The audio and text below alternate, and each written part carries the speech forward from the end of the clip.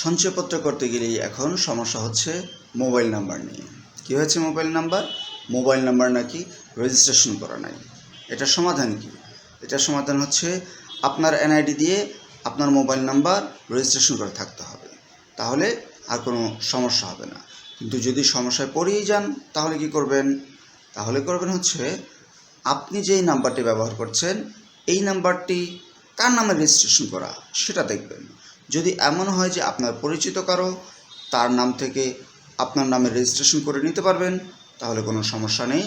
ওনার সাথে নেগোসিয়েশন করে আপনি আপনার নামে রেজিস্ট্রেশন করে নেবেন, তাহলে স্বল্পতেই সমস্যার সমাধান হয়ে যাবে। আর যদি এমন নাই বা হয় যে আপনি ওই মোবাইলটি আপনার নামে রেজিস্ট্রেশন করতে পারছেন না, তখন কি করবেন? আরেকটি মোবাইল আপনি অপারেটর থেকে কিনে নিয়ে আসবেন।